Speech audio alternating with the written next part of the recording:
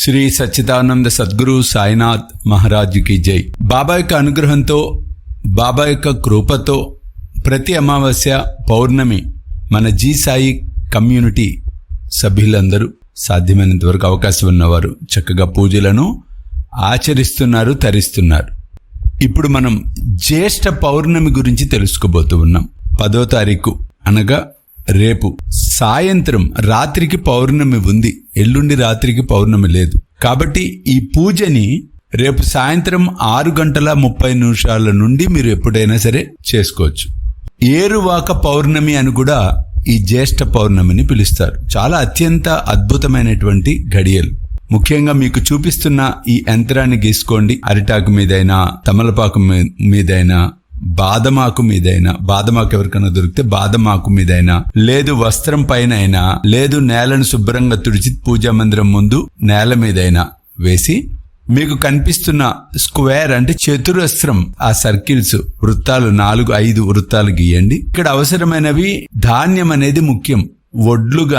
వడ్లు దొరకకపోతే బియ్యం గాని, లేదా గోధుమలు గాని, లేదు మినుములు గాని, మినపగుండ్లైనా సరే కాసిని తీసుకొని ఈ 4 వృత్తాలు ఏవైతే గీశారో చుట్టూతా వాటిల్లో కొద్దిగా పోసి, మరల మధ్యలో కూడా పోసి, దానిపైన మీరు అవకాశం ఉంటే సాయిదేవి రక్షా కవచ యంత్రం అవ్వచ్చు, బాబా విగ్రహం అవ్వచ్చు పెట్టి పూజను చేయవచ్చు.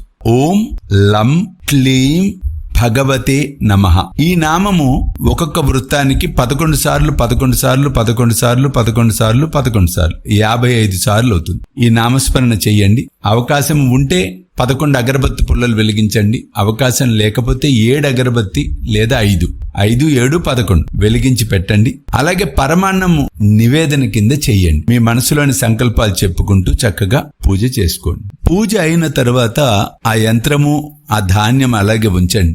మరునాడు ఉదయం అంటే 11వ తారీఖు ఉదయం 11 అయినా సరే 12 అయినా సరే ఆ ధాన్యం అంతా తీసుకొని బాబా టెంపుల్లో దునిలో వేయండి. దునిలో వేసి నమస్కారం చేసుకోండి. ఈ పూజ ఈ విధంగా జరపటం వల్ల తప్పక ఆ పరబ్రహ్మ స్వరూపుడు సమర్థ సద్గురు సాయినాథుడు, ఆ జగజ్జనని, ఆ లోక పావని యొక్క అనుగ్రహంతో మీ కోరికలు శీఘ్రమే నెరవేరాలని మీ అందరి తరఫున కూడా సాయినాథుడిని వేడుకుంటూ సెలవు తీసుకుంటున్నాను. జై సాయినాథ్.